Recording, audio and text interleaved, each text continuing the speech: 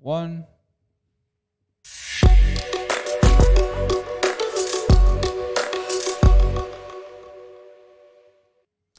Hello everyone, welcome back to another video here at Becoming a ROS Developer at The Construct. My name is Rodrigo and today we have a presentation for a project for the course ROS 2 Basics in 5 days. This is one of our courses available online, and afterwards, after you complete this course, you can do a project on a real robot and implement it on a real robot in order to get our certificate of learning. And this is what we're going to be seeing today, the project on a real robot by our student, Neil. So hello, Neil, how are you? Hello, I'm good. Hope you're doing Great. good as well. I'm doing great. So whenever you want, you can start sharing your screen and show us what you've done with your project. Yes, just give me a second. I hope you're able to see the screen right now. Yes, I can see your screen now. Yeah. I'll just start.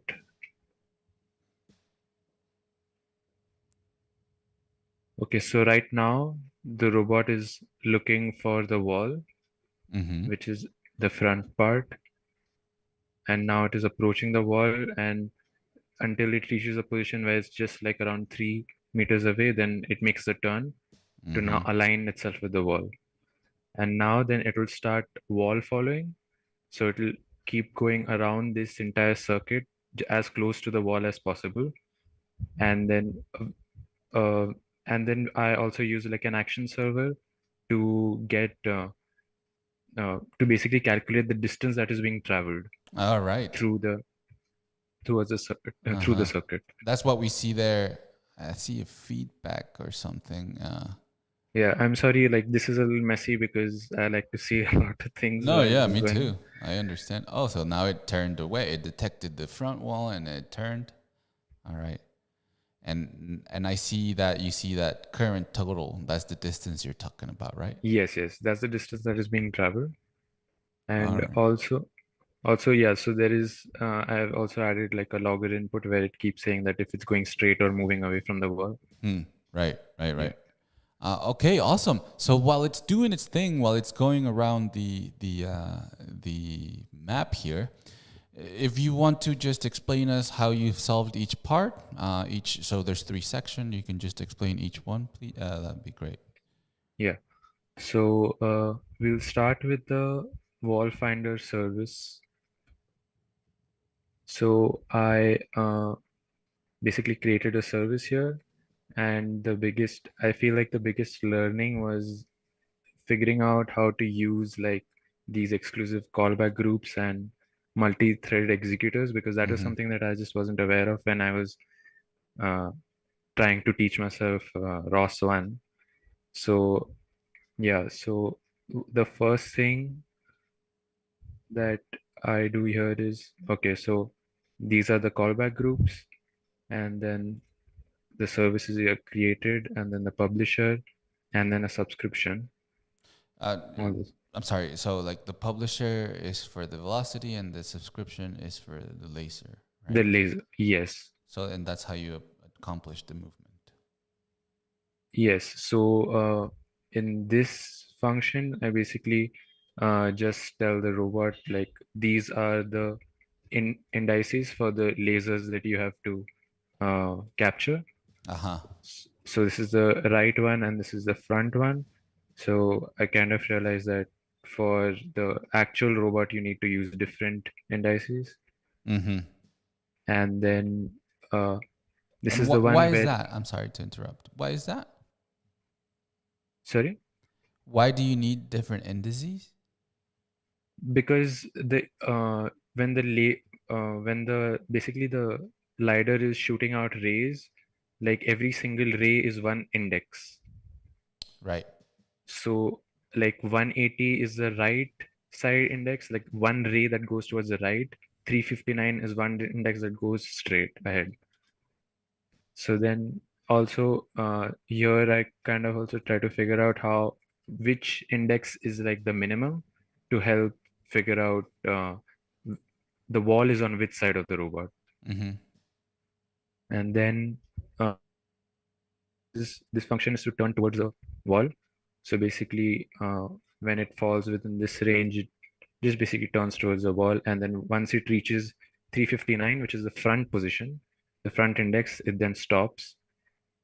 And after that, the next function is to go parallel to the wall. So now it again is basically turning away from the wall, trying to align the the right hand laser with the robot. Mm-hmm. So then once it reaches uh, here around like 210, I initially it was 180, but then I realized that I think maybe it was an error with the laser, that it was making like the perfect parallel would be within like 210 or something instead of 180. So then I kind of adjusted that also a Yeah. bit. The reason actually is the resolution of the lidars are different in the simulation versus the real robot. Yeah, exactly. So I figured that. So Mm-hmm. that was one change. And then it stops, and this is approaching the wall that happens uh, when it has to maintain that distance of zero point 0.3 meters away from 0.3 away from the wall, like 3 meters away from the wall. Mm-hmm. And then yeah, so then this is where I use like the multi-threaded executors to help with all the callbacks. Here, this empty callback, which is the main executor, and also the laser. Yeah, laser callback. Yes. So this is the wall finder, I think. Yeah. So it has reached its final position, which is must be around 0.2 meters away from the wall. Uh-huh. 2 meters away from the initial position, so 0.1. All right. Yeah. So yeah. And then Uh, what is that? The following stuff. yeah, and then this is like basically all the points that it traveled, All right. Okay. Great. and the distance as well. The distance was around like 5.8 meters over the current total. Yeah. So then after that, uh, the Odom recorder that is basically an action server. So what this basically does is like every single position while the wall following, like while this script is going on, the odom recorder picks every single position and then um, selects the previous position and then calculates the distance with this formula over here. Mm-hmm. So then it can calculate the distance that was traveled, and from the initial position, like when the movement initializes, uh, this part I have used this to calculate the movement from the first position so that it can help the robot stop where it started. Right. Yeah, so then record. So, yeah, so this was also a problem for me figuring out how to use this point because I was running into a lot of errors with just using this because in the notebook point 32 or something was showing up, and then I don't know, I was just running into errors. So the forums helped me there a bit. Uh, and then yeah, this is the execute callback. So this is like the final thing that runs from after the action server for the action server. Mm, yeah. So now the wall following is fairly simple, which is basically the first unit of this project, uh, which I was able to accomplish in this function, which basically, if the robot is, if the front laser is less than 4 meters away, less than 4 meters away from the wall, then it makes like a really fast and sharp turn away from the corner. And then if the according to the distance that is on the right hand side of the wall, it will figure out either to move away or towards the wall. And then if it is like within a certain range, so it will just keep going straight. So if it is uh, between 2 meters to 3 meters, so within that range. Mm-hmm. Another thing in this wall following script is the fact that the service client as well as the action client is initialized so that both the service server and the action server can function. So that is done with, okay, so here first the goal is then sent, and then uh, this is the result callback. Yeah, so this is basically this was used to calculate like how much distance is being traveled, like the feedback callback. Um, yes. Yes, I think that was all. That's it. Yep. All right. Awesome. Congratulations, Neil. Very nice process. I like how we just ran it and let it run in the background and came back to it to see a successful attempt. So congratulations, really, really nice. And sorry about interrupting you with questions. I just was a little curious there. So great. Let me ask you a couple of questions. The first is, did you run into any problems? I noticed that you only check, um, and I don't know if this is for both the service server and the main node, but I saw that in the service server, you only take one value of the LiDAR to either the right side or the front side. Did you run into any issues on that? In the service server, Yes. So if you show like a it, problem as in what would, yeah, the problem was basically only like which index to pick. So for that, I need to just basically get the robot to stand and figure out which index is the actual right because of the resolution, like you mentioned before. hmm. Okay, but what I'm asking is, while you're running it with this one value, you never ran into any issues, like it running against the wall or something. The reason I'm asking, the reason I'm saying this, is because of my following recommendation. I recommend not using just one value.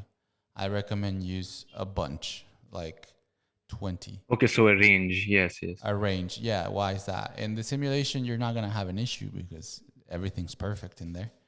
But in here, for example, today there's a really interesting post in the forum of a guy that reserved the robot when the sun was shining directly on a section. And what that meant was that not all of the laser scan values would return correctly, because it's the physical world. Sometimes the measurements fail. So that translates into an infinite value in the Fine. in the laser. So that's why I was asking. I was like, all right, maybe one time that 180th will be an infinite, and if it's a critical moment, might translate into running into the. Anyways, while I like when I'm using like the turn to wall function or like the other functions, I always give them like at least like a Oh, range I of around see. six Ah, ha, indices. ha, ha. I So, see. so this is only for like the laser. Ah, I understand. I see it now. I see it now. Yeah, I didn't see that you put a range there. Okay, that takes care of a lot of that stuff. Well, I would even increase it a little more, but all right, I see. I see what you did there. I Yeah, understand initially it now. was the range was wider, but like over time I try to figure out like Yeah, how to yeah, it makes narrow it sense. down to Yeah, like yeah. Okay, great. Um, um, and yeah, that was my question. I guess the first one. So I see now why you did it, because I was like, he must have run into some issues if he was doing everything with one. But now I see why, because you're actually not. Okay, great. And that time sleep in there is just for any. Is there any reason for adding that time sleep? just just good measure. Like I don't know, since the start, I've just had like a time sleep of 0.1 and I never ran into any problems. So I never Yeah. felt like Yeah. changing it. All right, great. Uh, I like how you did everything in sections like this and very clear and not overly complicated. Because that's how you start something and then you build on top of that, right? Yes, A yeah. lot of people try and overdo the motion, and if it works like this, go for it. And we saw it; it was very very nice. And then the other comment, sort of question, and I recognize you mentioned that in ROS one you didn't have to do any of these callback groups and multi-threaded executors for Python at least. And uh, just to comment that to review that again, because I notice here that you are running a bunch of threads. For example, in the wall finder, I think you're running 4 threads, even though you only have 2 callbacks. Is that correct? Yes. Yeah. Yeah, I have S- 4 threads. Yes, yes. So that means you're running 4 thread, like 4 processes, and you're only Hmm. utilizing 2. I mean, it works Two. because it works because the other 2 are just doing nothing. But just to get a clear understanding of you spin each one of these callbacks in a thread. So I mean, Hmm. just a detail I noticed. And for example, you can put in this wall finder, you would be able to put the 2 callbacks that you have, the laser and the server callback. You could put them in the same group, I believe. If And it's re-entrant? yes, if it's re-entrant, uh, and that way conserve. This is like nitty gritty, and but it starts mattering more as you start doing more and more complicated things, and start worrying about, for example, resources that your computer takes in. Yeah, that's true.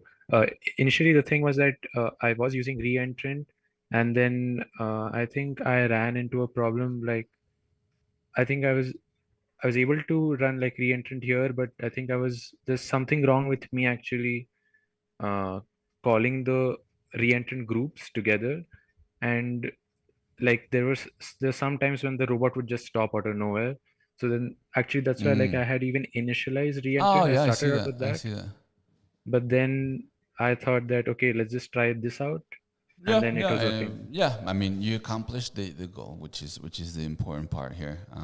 And again, this isn't very crucial at this point. And the reason why you had to do this in ROS 2 versus ROS 1 is because of the way ROS 2 is built, right? So Mm. ROS 2 actually uh, shares a library called RCL, and it's either CPP or Python. So you might remember at the top of here, you're gonna have RCL Pi because Yes, you're correct. calling that. And that library are actually bindings. They're C++ bindings to a C++ library. Like they're Python bindings, sorry, to a C++ library. So that's why, for example, you also have to compile everything in ROS2, all right? Even if you change something in Python, and Python doesn't require compilation, right? But you have to Correct. Yeah. recompile because of that underlying C++ library. And in Python, you don't have to worry. At least I'm not very knowledgeable in Python, but that's why, for example, in ROS1 it works because the multi-threading. You can do that in Python, no problem. But then in C++, you do have to specify those. So very interesting that Yeah, stuff. So that's true. it's worth mentioning.